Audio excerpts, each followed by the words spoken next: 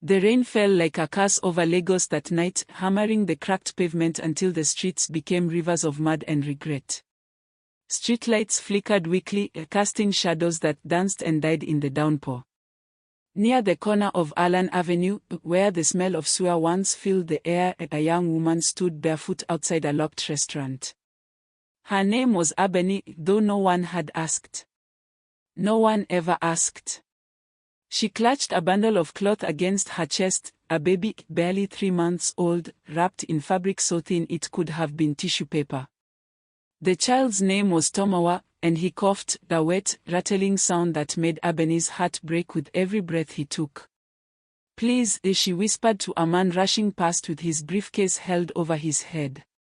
"Just small money for food. My baby is sick." The man didn't look at her. He quickened his pace as if poverty were contagious. Another couple emerged from the restaurant's doorway, laughing beneath a shared umbrella. Ebony stepped toward them, her voice trembling. "More, sir, anything, even leftover food." The woman pulled her handbag closer and whispered something to her companion. They crossed the street without a word. Ebony's legs trembled. Her wrapper clung to her skin like a second layer of cold. She had not eaten in 2 days. Tomowa had not stopped crying since yesterday. The rain poured harder, as if the sky itself wanted to wash her away. Then, through the sheets of rain, headlights appeared. A black SUV, gleaming despite the storm, slowed near the curb. The engine purred, a sound of wealth, of comfort, of a world Ebony had only glimpsed from the outside. Inside the vehicle, Chief Adewale Aluko lowered his window just enough to see her clearly. He was a man of 53, his hair graying at the temples, his face carved by years of boardroom victories and silent losses. His driver, Emeka, glanced at the rearview mirror, waiting for the order to move on. But Adewale didn't speak. He stared at the young woman, at her trembling hands, at the baby's tiny head visible through the soaked cloth, at her eyes. Those eyes. Tired, yes. Desperate, certainly. But beneath the exhaustion, there was something else. Strength. Pride that refused to die even as the rain tried to drown it. "Oga, should I go?" Emeka asked quietly. Adewale's throat tightened. He didn't know why, but he couldn't look away. Something about her felt familiar, like a song he'd forgotten but could still hum. "Stop the car," he said. Emeka hesitated. "Sir." "I said stop." Adewale opened the door and stepped into the rain, his expensive shoes sinking into the mud. He approached Ebony slowly, as if she were a wounded bird that might flee. She looked up at him, confusion mingling with fear. Rich men didn't approach girls like her with kindness. They approached with demands, with hunger, with cruelty disguised as charity. "What is your name?" Adewale asked, his voice softer than she expected. "Ebony, sir," she whispered. "And the child?" "Tomowa. My son." Adewale's chest ached. The baby coughed again, and Ebony clutched him tighter, as if love alone could heal him. "Get in the car," Adewale said. Ebony's eyes widened. "Sir, I don't want trouble. I just need food. I'm not giving you trouble. I'm taking you somewhere safe. Somewhere dry." He paused, rain streaming down his face. "Please." There was something in his voice, the crack, a vulnerability, that made Ebony believe him. Or perhaps she was simply too tired to refuse. She nodded and followed him to the SUV. As Emeka drove toward a nearby shelter run by a local church, Adewale sat in silence, watching the woman cradle her son. His hands trembled slightly, though he didn't understand why. He had helped people before. Donated millions to charities. Built schools and clinics. But this felt different. This felt personal. And as the rain drummed against the roof of the car, a memory stirred in the depths of his mind, a memory he had buried 24 years ago beneath ambition, family expectations, then cowardice. The memory of a woman he had loved and abandoned. The Aluko mansion stood like a monument to success, its white columns gleaming under security lights, its gates tall enough to keep the world out. Inside, Chief Adewale Aluko paced his study, a glass of whiskey untouched on his desk. It was past midnight, but sleep felt impossible. He kept seeing her face. Ebony's face. The shape of her nose, the curve of her cheekbones, the way her eyes held fire even through tears. It gnawed at him, this strange sense of recognition. He walked to the window and stared out at the rain-soaked gardens.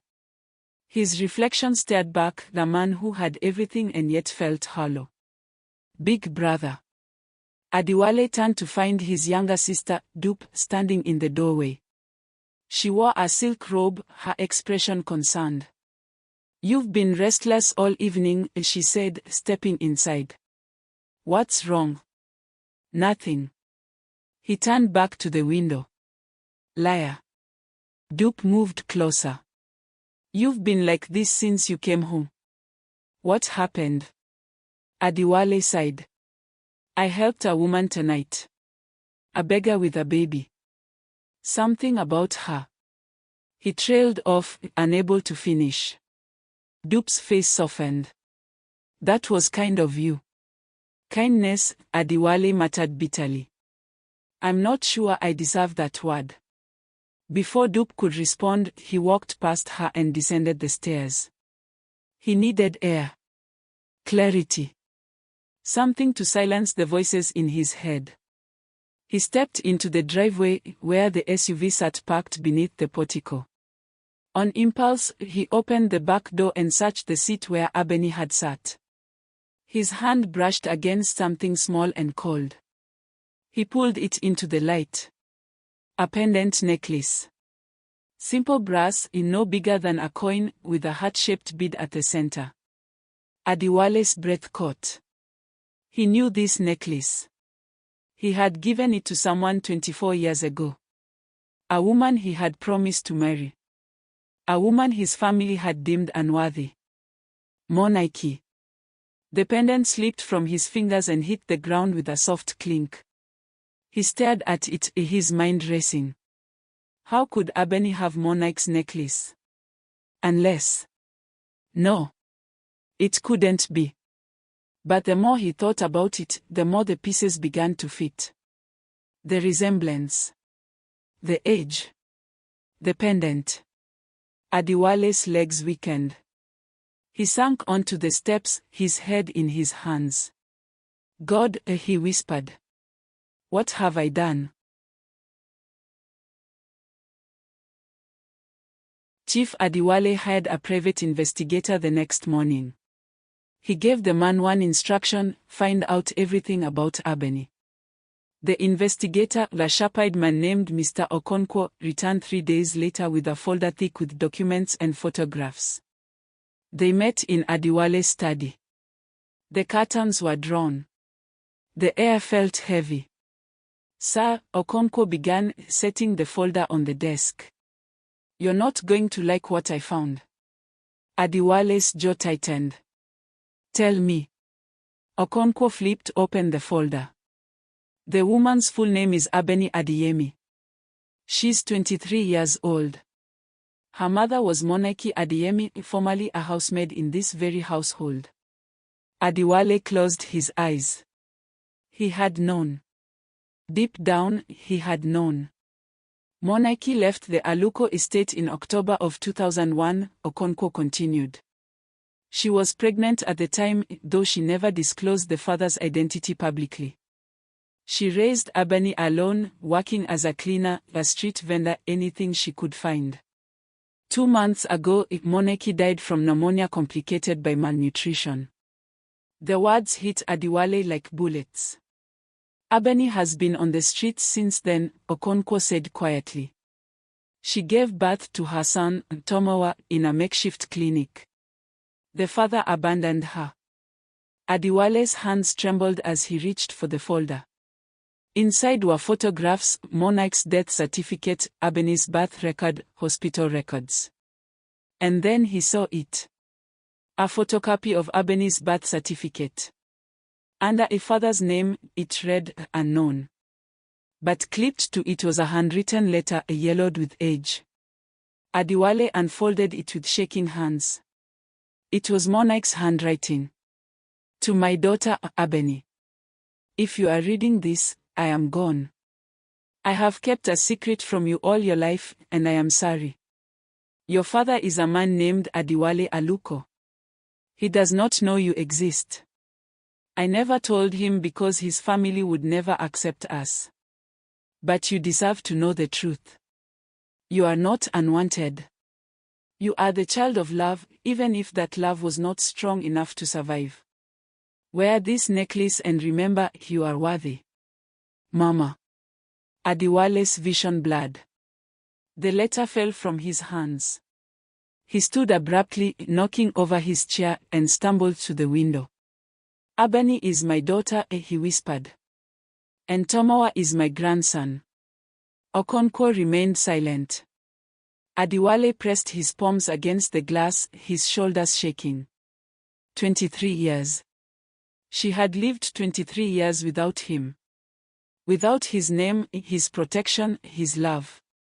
And Monarch, who had smiled at him in the kitchen, who had whispered promises in the dark, who had believed him when he said they would find a way, had died alone, poor, forgotten. He wept. Not the controlled tears of a man maintaining dignity, but the raw, broken sobs of a father who had failed.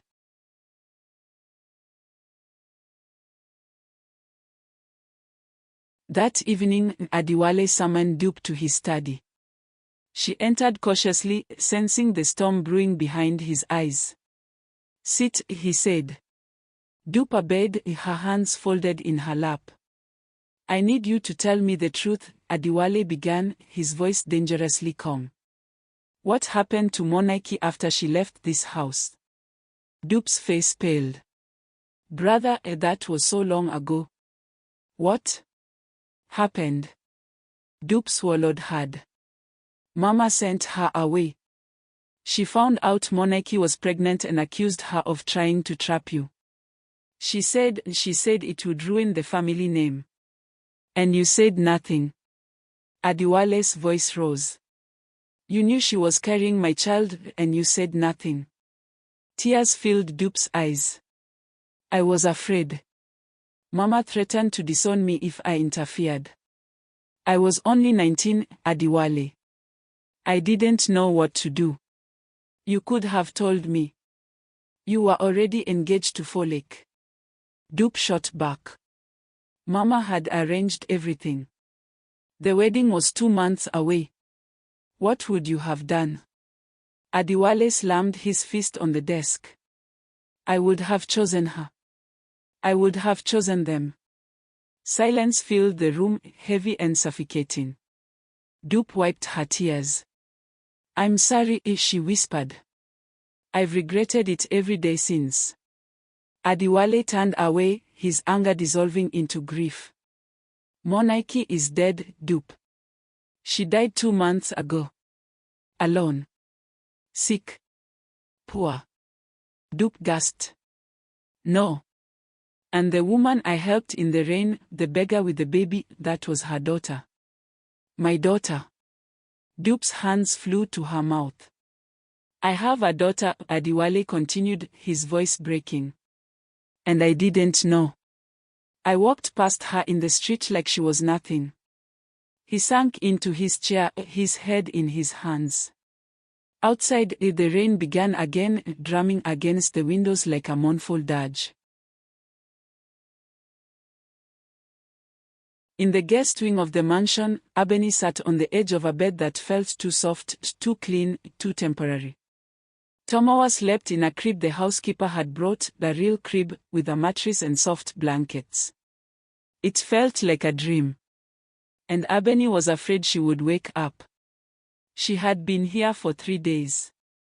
The chief had insisted she stay while Tomowa recovered from his cough. A doctor had come. Medicine had been given. Food had been abundant. But Abeni knew how this story ended. Kindness always came with conditions. And when the conditions were revealed, she would be sent away. She stood and walked to the window, her arms wrapped around herself. The pendant hung around her neck, her mother's pendant, the only thing of value she owned. A soft knock came at the door. "Come in," she said quietly. Chief Adewale entered. He looked older than she remembered, as if he had aged years in just days. His eyes were red-rimmed, swollen. "Abeni," he said gently. "May I sit?" She nodded, confused. He sat in a chair across from her, his hands clasped tightly together. For a long moment, he said nothing. He simply stared at the floor, gathering courage. Finally, he looked up. "That necklace you're wearing, where did you get it?" Abeni's hand instinctively moved to the pendant. "It was my mother's. She gave it to me before she died." "What was her name?" "Your mother. Monaiki Adeyemi." Adewale's eyes filled with tears. "I knew her." Abeni's breath caught. "You knew her?" "I loved her," Adewale whispered. 24 years ago, I loved her more than anything in the world. And I gave her that necklace as a promise." Abeni stood abruptly, her heart pounding. "What are you saying?" Adewale rose slowly. He reached into his pocket and pulled out the letter, Monarch's letter to Abeni. "I'm saying," he whispered, "that I am your father."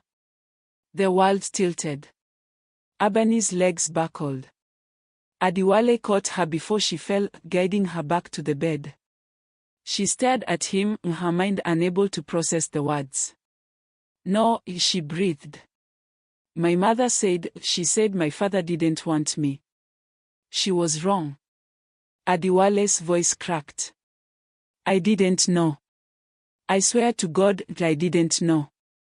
If I had known." He knelt before her, tears streaming down his face. "I'm sorry, Abeni. I'm sorry I wasn't there. I'm sorry your mother suffered. I'm sorry you suffered." Abeni's own tears came then, hot and uncontrollable. "She loved you," she sobbed. "Even when she was dying, she told me stories about you. She said you were kind. She said you had a good heart." "I failed her," Adewale wept. "I let my family control me. I let fear and pride take her from me. But I won't fail you. Not again." He took her hands in his. "You are my daughter. Tomowa is my grandson.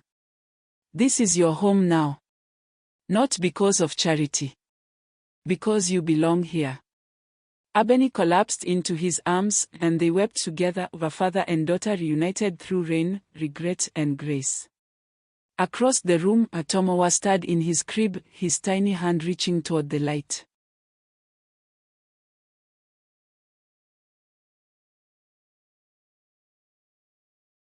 Three months later, the sun shone brilliantly over Lagos. The air smelled of fresh paint and new beginnings. The Monarchy Foundation for Women and Children stood at the edge of Ikeja, a three-story building painted in warm yellow and white. Its gates were open, welcoming.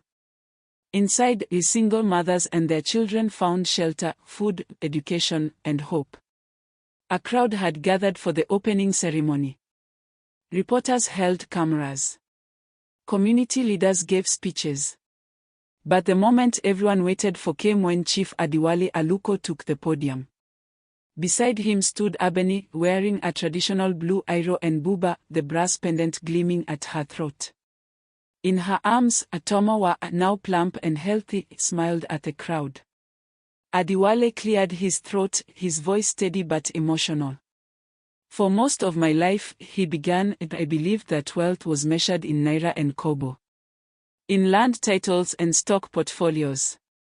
I built an empire, and I thought that made me a king. He paused, looking at Ebony. But I was wrong. True wealth cannot be deposited in a bank. It lives in the hearts of those we love and those we serve. The crowd murmured in agreement. This foundation is named after Monarchy Adeyemi, Adewale continued. A woman who gave everything for her child. A woman who died with nothing but love. She taught me, even in her absence, that the measure of a man is not what he owns, but what he gives when he has nothing left to lose.